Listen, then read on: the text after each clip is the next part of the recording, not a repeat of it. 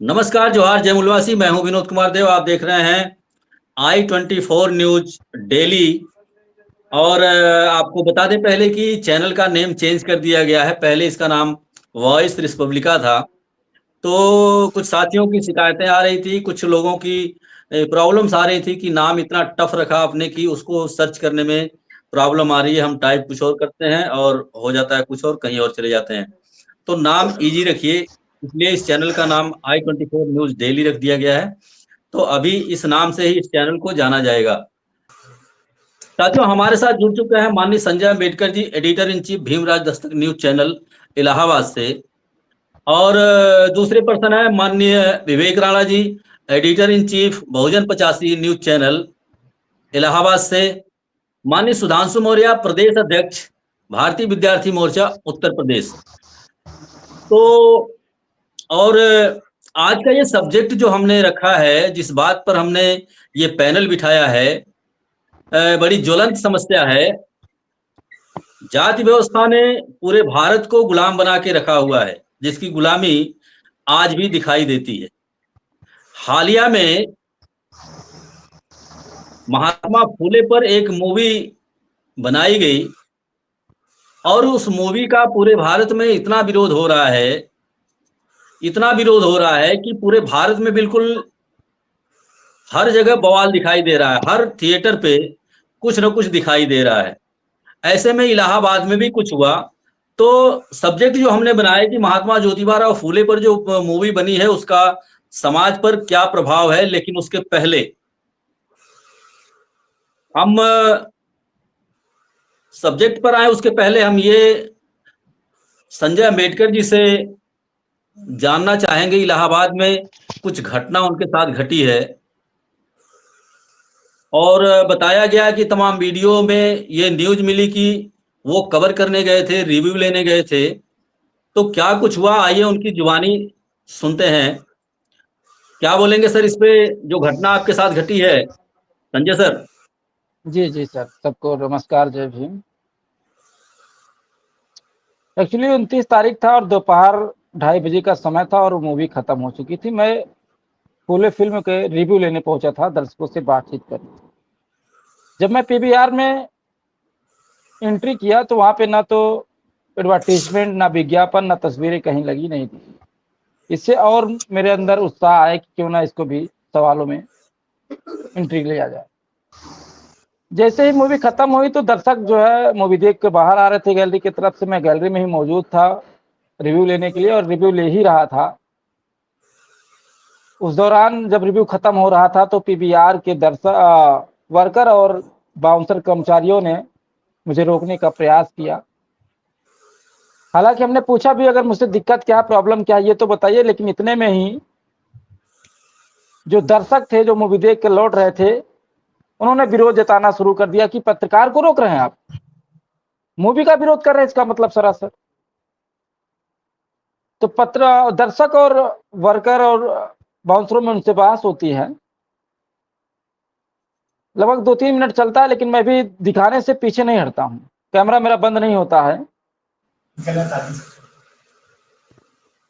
और ये चलता रहा। लेकिन लास्ट में मैं बंद कर दिया और साइड हो गया। और पीवीआर के बाउंसर कर्मचारी जो दर्शक आए थे उनसे हाथापाई कर रहे थे। उसी बीच हमारे सहयोगी जो द भोजन नामा चैनल चलाते हैं, रवि रवि जी को भी उसमें लपेटा गया। उनके साथ भी हाथापाई की गई, उनको भी मारा पीटा गया, घसीटा गया। उसी बीच में जब मैंने देखा तो मैं भी आवाज लगाया कि पत्रकार के साथ ऐसा क्यों, आप पत्रकार को कैसे छुएंगे। जब इतना ही मैंने बोला तो मेरे ऊपर भी अचानक, मैं समझ पाता जब तक, तब तक तो मेरे ऊपर हमला हो गया। मुझे भी तितर बितर कर दिया गया। रवि को अलग और मुझे अलग। 3rd फ्लोर से नीचे ग्राउंड पार्किंग में लाया जाता है और कहा जाता है चलिए कंट्रोल रूम में लेके चलते हैं। घसीटते हुए, पीटते हुए, मारते हुए कहा जाता है।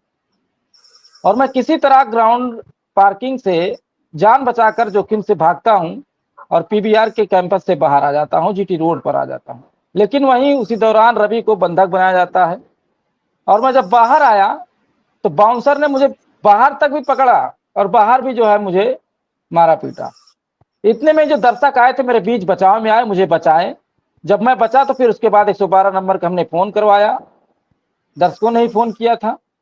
तो आधे घंटे बाद रवि को जो है हम लोगों ने बाहर करा पाया, लेकिन बाहर आते ही जैसे ही रवि ने बताया कि मेरे साथ अंदर जो है जातिवाद हुआ। रवि ने बताया, पहले तो नाम पूछे, जब मैंने बताया नाम तो उन्होंने कहा कि टाइटल क्या है, तो कहा टाइटल से क्या रखा है। जैसे उनको पता चला कि चमार, तो वहां पे ये पता चला कि चमार कब से पत्रकारिता करने लगे। ये सारा मामला सामने आया। उसके बाद 112 नंबर जब आई तो उन्होंने कहा कि चलिए आप लोग जो है थाने पे चलिए, शिकायत दर्ज करिए। हम लोग थाने पे पहुंचे शिकायत दर्ज करने के लिए, लेकिन थाने वालों ने कहा कि आप पहले मेडिकल करा के आइए। मेडिकल के लिए हम लोग गए, मेडिकल भी कराया, उसके बाद FIR भी दर्ज हुई। लेकिन अभी तक गिरफ्तारी इस मामले में किसी की नहीं है। किन धाराओं में ये केस दर्ज हुआ है संजय मैं सर? बता सकता हूँ आपको, धारा क्या क्या लगी ये भी बता सकता हूँ। जी। पहली धारा है भारतीय न्याय संहिता BNS 2023 115 का 2। दूसरी धारा है 352 BNS के ही तहत। तीसरी धारा 351 2, जी 351 3, जी 309 4। उसके आगे छठी धारा है अनुसूचित जाति एवं अनुसूचित जनजाति नियम अधिनियम 1989 संशोधन 2015 32B। ओके। सातवीं धारा है 31 दा। आठवीं धारा है 31 धा। ये ठीक। 8 धाराएं अभी तक लगी है और लगातार आश्वासन दिया जा रहा है कि कल गिरफ्तार कर लिया जाएगा, परसों कर लिया जाएगा। कोई बात नहीं, वो प्रशासन का क्षेत्र है, वो प्रशासन अपना देखेगा, उसको गिरफ्तार करना है नहीं गिरफ्तार करना है, तो ये प्रशासनिक मामला हो गया। लेकिन हम जानना चाहेंगे कि महात्मा ज्योतिबा फूले की मूवी लगी और बहुजन पत्रकार जाते हैं वहां पे रिव्यू लेने के लिए पब्लिक का, जिसको चुपचाप अंधेरे में दिखाया जाता है। किसी को कानों कान खबर नहीं होती कि महात्मा ज्योतिबा फूले की मूवी लगी हुई है, लेकिन फिर भी हाउसफुल चलता है। ऐसे में बिल्कुल जो बहुजन हाउसफुल चलता पत्रकार है। लोग जाते हैं वहां पर कवर करने के लिए, उनके साथ मारपीट होता है। सुधांशु जी, ऐसी व्यवस्था पर क्या बोलेंगे? सर, सबसे पहले तो मेरे तरफ से आपको बहुत बहुत धन्यवाद कि आपने अपने चैनल का नाम चेंज किया। सवाल पे आते हैं सर कि इस देश में पिछले कई हजार सालों से जाति के आधार पे लोगों पर अत्याचार किया गया और आज भी वो देखा जा रहा है। जो जाति के आधार पर अत्याचार करने वाले लोगों को अगर फूले मूवी बनाकर, और फूले मूवी कोई काल्पनिक मूवी नहीं है, ये एक ऐतिहासिक मूवी है और ये एक सही मूवी है। जो फूले साहब के साथ में हुआ वही इस मूवी में दिखाया जा रहा है। जो उन्होंने गुलामगिरी में लिखा यही उस मूवी में दिखाया जा रहा है। तो उनके साथ में जो उत्पीड़न करने वाले लोग हैं वो उस समाज ब्राह्मण समाज से आते हैं, या फिर हम कह सकते हैं कि ब्राह्मणों के द्वारा जो SC ST OBC के ऊपर अत्याचार किया गया वही इस मूवी में दिखाया गया। और आज इस मूवी को दिखाया जा रहा है तो उनके पेट में मरोड़ हो रहा है और उनको प्रॉब्लम हो रहा है कि ब्राह्मणों का जो न्याय चरित्र है वो हनन किया जा रहा है। लेकिन सोचने वाली बात है कि ब्राह्मणों ने क्या किया SC ST OBC के साथ में। आज भी इस देश में लगभग 76-77 साल हो गए देश को आजाद हुए। इस जाति के आधार पे लोगों के ऊपर पेशाब किया जाता है, जाति के आधार पे लोगों को जला दिया जाता है, जाति के आधार पे लोगों को हत्याएं की जाती हैं। तो अगर ब्राह्मण समाज SC ST OBC के लोगों को पे अत्याचार कर रहे हैं तो वो फिर अपना जो इतिहास है वो तो बताएंगे, क्योंकि प्रताड़ित हुए लोग हैं, प्रताड़ित हुए लोग तो अपना समस्या बताएंगे। तो समस्या उनको सुनने की औकात नहीं है, उनको ये झेलने की औकात नहीं है कि हमारे पूर्वजों ने क्या किया। अगर वो झेल नहीं पा रहे तो उनको चुल्लू पर पानी मर जाना चाहिए। तो ये फूले मूवी कोई गलत मूवी नहीं है, ये सही मूवी है और इसका पूरे देश के लोगों को समर्थन करना चाहिए, पूरे देश के लोगों को देखना चाहिए और ब्राह्मणों को भी देखना चाहिए कि हमारे पूर्वजों ने किस तरीके से SC ST OBC के साथ में अत्याचार किया। आज इस देश में ढिढोरा पीटा जाता है कि जाति खत्म हो गई है। फूले मूवी जैसे रिलीज होता है वैसे ही ये रिजल्ट आता है कि कुछ जाति के लोग, ब्राह्मण जाति के लोग, सवर्ण जाति के लोग उस मूवी का विरोध कर रहे हैं। यहाँ तक कि वो जो डायरेक्टर है कश्यप, वो भी शायद भूमिहार ब्राह्मण है या राजपूत है, उनको मारने की धमकी दी जाती है, उनके फैमिली वालों के रेप की धमकी दी जाती है। आप सोचिए कि इसी देश में द कश्मीर फाइल मूवी होता है छावा मूवी लगती है तो उसको सरकार के द्वारा पूरी तरीके से टैक्स फ्री की जाती है। यहाँ तक कि कैबिनेट मंत्री के लोग बैठ कर उस मूवी का प्रचार प्रसार करते हैं, उसको प्रमोट करते हैं। क्या ज्योतिराव फूले मूवी को प्रमोट करने की जरूरत नहीं थी? अगर सरकार के अंदर इतना ही फूले साहब के प्रति इतना उनके अंदर सहनशील है और वो उनको मानते हैं, तो इस मूवी को फिर टैक्स फ्री किया जाए, इसका प्रमोशन किया जाए, बड़े-बड़े बैनर पोस्टर लगाया जाए। लेकिन ऐसा नहीं कर रहे हैं क्योंकि उनको पता है कि जैसे ही अगर फूले मूवी रिलीज होती है तो देश के जो बहुसंख्यक लोग हैं, देश के जो मूल्यवासी समाज के लोग वो जान जाएंगे उनका दुश्मन कौन है। क्योंकि ज्योतिराव फूले साहब ने उन्होंने डायरेक्ट दुश्मनों को उन्होंने बताया और अछूत और शूद्र को बताया कि इस देश में अछूत और शूद्र हैं, उनको ब्राह्मणों ने प्रताड़ित किया। ये देश के लोग जान जाएंगे। तो ये न जान पाए, इस वजह से आज इसका विरोध कर रहे हैं। और हमारे लोग जैसे पत्रकार लोग अगर उस मूवी को रिकवर करने जाते हैं, रिव्यू लेने जाते हैं तो उनके ऊपर मारपीट होती है। तो ऐसे में हम लोगों को एकत्रित होना और संगठित होना बहुत जरूरत है। क्योंकि इसका मैं एक उदाहरण दूंगा। अभी हालिया में आप नेहा राठौर को देखिए कि उन्होंने जो भी पाकिस्तान या जो पहलगाम में हमला हुआ उसको लेकर उन्होंने बयानबाजी की, तो उनके ऊपर FIR हुआ और पूरा जो देश की मीडिया है उनको देशद्रोह बताने में लगा रहा। लेकिन मैं याद दिलाऊंगा आपको कि जो पुलवामा अटैक हुआ था उसमें मिश्राम साहब का जो वीडियो था वो पूरे पाकिस्तान में चल रहा था, लेकिन मिश्राम साहब के ऊपर किसी भी देश के, यहाँ तक कि नरेंद्र मोदी को भी बोलने की औकात नहीं थी, ना ही कोई देश का मीडिया बोला। तो मैं कहना चाहता हूँ कि उनके पास संगठन शक्ति थी, संगठन शक्ति, संगठन की ताकत थी, इस वजह से उनको कुछ नहीं हुआ, कोई FIR नहीं हुआ। तो मैं यहाँ पे ये बताना चाह रहा हूँ कि जब तक हम संगठन शक्ति में नहीं रहेंगे तब तक हमारे ऊपर अत्याचार, अन्य अत्याचार होता रहेगा। जैसे ही हम संगठन शक्ति बना लेंगे तो हमारे ऊपर एक भी अत्याचार, अन्य अत्याचार नहीं होगा। तो हमको संगठन शक्ति में रहने की जरूरत है। यहाँ तक कि बाबा साहब ने भी कहा शिक्षित रहो, संगठित रहो, संघर्ष करो। तो संगठन में रहना बहुत ही जरूरत है। जब हम संगठित हो जाएंगे तो हम पिटने लायक हो जाएंगे। तो हम पिटने लायक नहीं बनेंगे, हम पिटने लायक हो जाएंगे। तो ये काम करने की जरूरत है। समस्या ये है श्रीमान, समस्या ये है कि फूले मूवी के द्वारा सच दिखाया गया। जो बहुजन समाज ने झेला वो फूले मूवी के द्वारा सच के रूप में दिखाया गया। बहुजन पत्रकार जो उस सच को प्रकाशित करने का काम करते हैं, दिखाने का काम करते हैं, अपने चैनल के माध्यम से सच को ही दिखाने का काम करते हैं, तो क्या भारत में सच बोलना गुनाह हो गया है? हमने तो सुना है कि देश की न्यायपालिका में गीता पर हाथ रखकर सच बोलने की कस्में खिलाई जाती हैं। इस देश में सच बोलना गुनाह हो गया क्या पत्रकारों के माध्यम से? क्या बोलेंगे विवेक जी? सर 1 मिनट हमको समय दीजिए, 1 मिनट।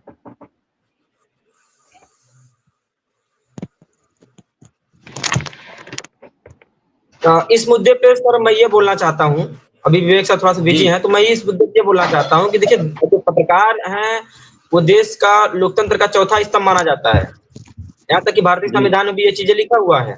लेकिन आज जो पत्रकारिता है या नेशनल मीडिया को लिया जाए, और नेशनल मीडिया देश के हित में काम नहीं कर रही है, वो तो सरकार के हित में काम कर रही है। और मीडिया को हमेशा निष्पक्ष होना चाहिए, यानी सरकार के विरुद्ध होना चाहिए, सरकार की कमियां और खामियों को भी दिखाना चाहिए।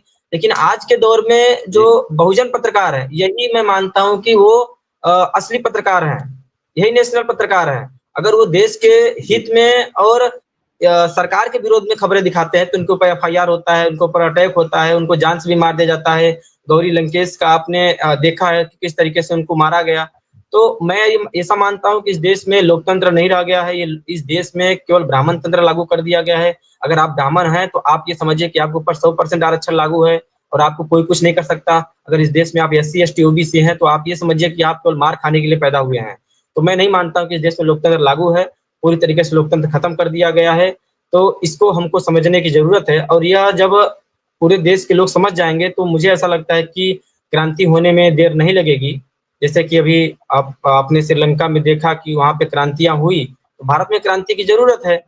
तो वो क्रांति हो सकती है जब लोगों को एहसास होगा कि हम गुलाम हो चुके हैं, हमारे लोकतंत्र खत्म हो चुके हैं, हमारे संवैधानिक अधिकार खत्म हो चुके हैं, हमारे SC ST और OBC के लोग मारे जा रहे हैं। तो ये काम तो करना चाहिए और सारे बहुजन पत्रकारों को मिलकर इस खबर को दिखाना चाहिए बिल्कुल तरीके से।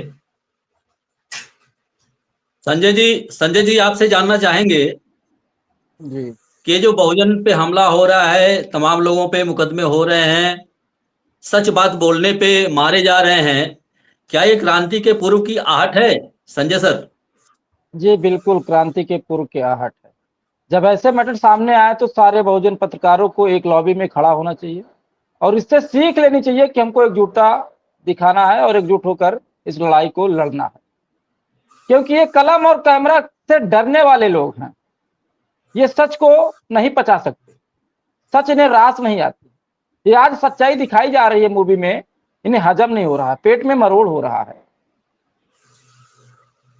आगे बोलो। क्या प्रभाव हो सकता है सर इस मूवी का समाज में संजय सर? ये इस मूवी से प्रभाव बहुत ही पड़ने वाला है, क्योंकि इस मूवी को सबको देखना चाहिए, खासकर परिवार में बैठकर देखना चाहिए।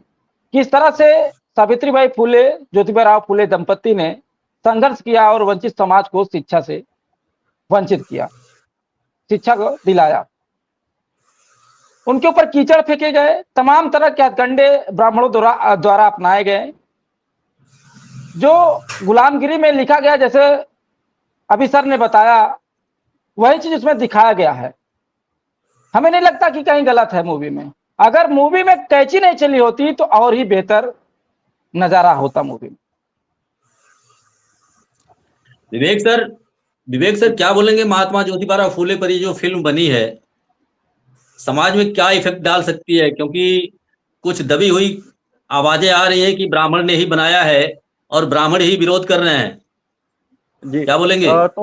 तो सबसे पहले आपका बहुत बहुत धन्यवाद कि इस डिबेट को आपने यहाँ पर शामिल किया, और जिस तरह हमारे पत्रकार बंधु संजय अम्बेडकर पर जिस तरह वहाँ पर हमले हुए, और जिस तरह बाउंसर और पीवीआर प्रशासन द्वारा जिस तरह उनके ऊपर जानलेवा हमला कहा जा सकता है, क्योंकि जिस तरह वहाँ तो कैमरे लगे हुए हैं, अगर यही कहीं कैमरे न लगे होते तो लोग तो जान से भी मार देते। क्योंकि संजय जी द्वारा हमारी बातचीत भी हुई थी उस दौरान, तो उन्होंने कहा जिस तरह कुराओं की जो घटना हुई थी भूल गए क्या, ऐसा संजय जी से पूछा गया। तो इनके जो हौसले बुलंद है, और कहा जाता है कि डबल इंजन की जो सरकार है और इसमें तमाम घटनाएं हो रही हैं, तमाम SC ST OBC के पर डे पिटाई हो रही है, और इस पे बोलने वाला कोई नहीं है आज की डेट में, क्योंकि उनको पता है कि हम तो चुनाव जीत ही जा रहे हैं, तो तमाम मशीनरी है उनकी, और EVM के माध्यम से वो चुनाव जीत ही जा रहे हैं, तो उनको क्या, ये तो SC ST OBC के लोगों को तो जानवर समझते हैं ना, कि इनकी पिटाई कर दो, इनके ऊपर पेशाब कर दो, मूछ रखने को जैसे मारते हैं, तो ये लोग पर डे हमारे साथ ऐसी घटनाएं करते हैं। रही बात मूवी की,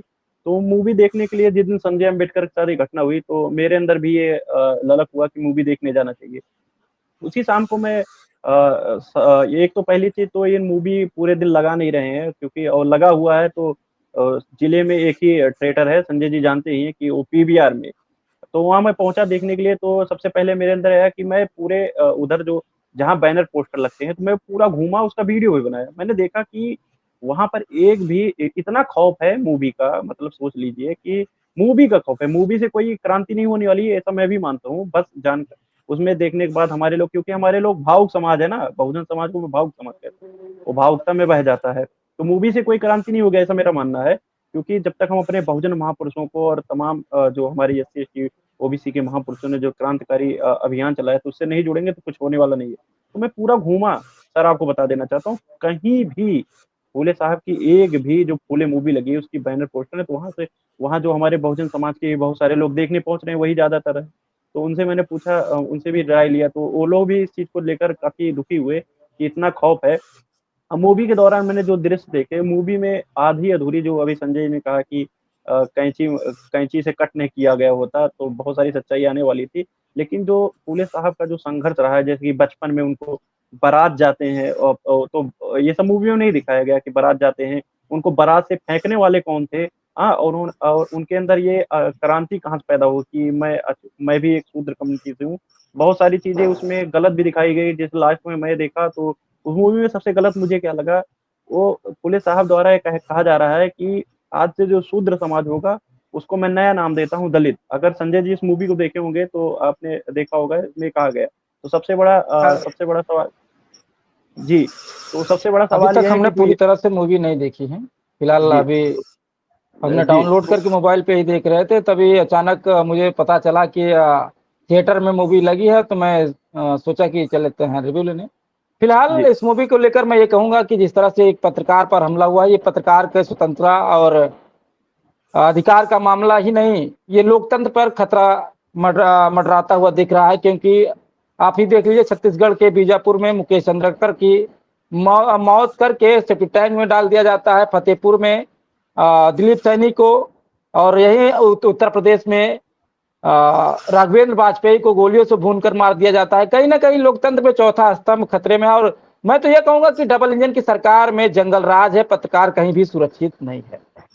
संजय जी, एक एक बात आपने और देखा होगा कि जिस तरह पत्रकारों पे हमले तो ये काफी अरसे से हो रहे हैं, जिस तरह आपने ये नहीं देखा कि हिंदू राष्ट्र की बात की जा रही है। हिंदू राष्ट्र में अभी संविधान लागू होने के बाद आप जैसे लोग सुरक्षित नहीं है, हम जैसे लोग सुरक्षित नहीं है, हम अपनी बातें नहीं रख सकते, लोगों से रिव्यू नहीं ले सकते, और दिन दहाड़े जिस तरह आपके ऊपर अटैक हो जाता है, भरे पब्लिक एरिया है वहां पर अटैक हो जाता है। आज के डेट में भी कानून प्रशासन जो है, जो पुलिस प्रशासन है, वो एफआईआर दर्ज तो करती है, कापी में कलम तो चला देती है, लेकिन अभी तक उनकी गिरफ्तारी सुनिश्चित नहीं हुई।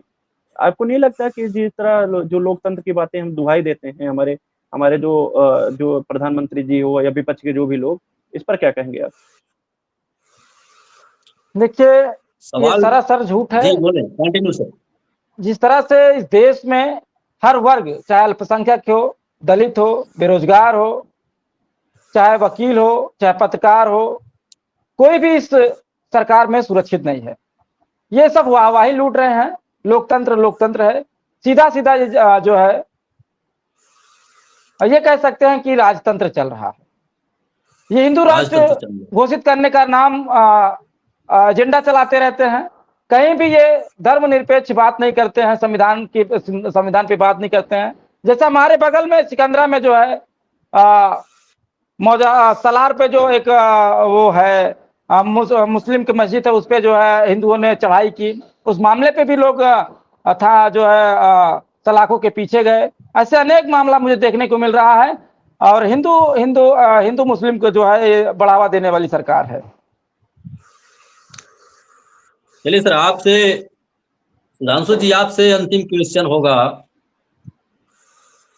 कि जिस तरीके की व्यवस्था में बहुजन पत्रकारों को काम करना पड़ रहा है, और जिस व्यवस्था ने पूरे समाज के लोगों का जीवन दूभर कर दिया है, तमाम तरीके के अन्याय अत्याचार स्थापित करके रखा है पीढ़ियों से, कैसे निजात पाई जाए इस समस्या से, इस गुलामी से? जी बिल्कुल सर।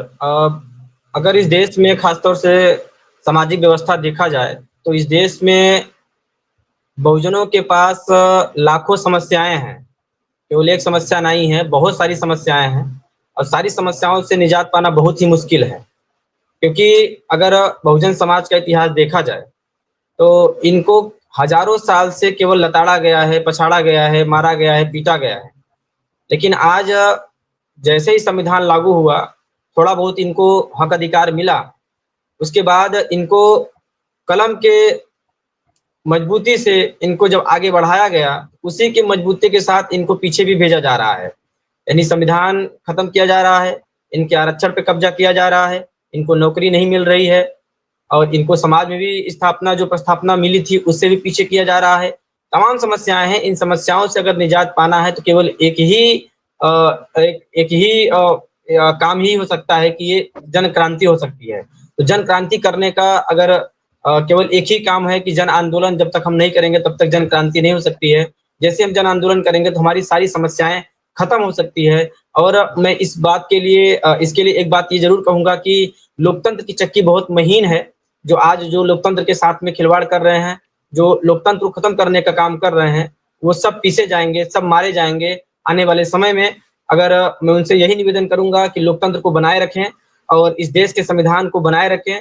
जो इस देश के संविधान को खत्म करने का चाहत रखा है या जो सोचा है, वो हमेशा से खत्म हुए हैं। तो चाहे कांग्रेस हो या फिर कोई भी पार्टी हो, पार्टियां हमेशा 5 साल के लिए बदलती रहती हैं। इस देश में व्यवस्था परिवर्तन हुआ है, सम्राट अशोक के शासनकाल में हुआ है, बुद्ध के शासनकाल में हुआ है, आगे भी शासनकाल में होगा, और ये जरूर होगा।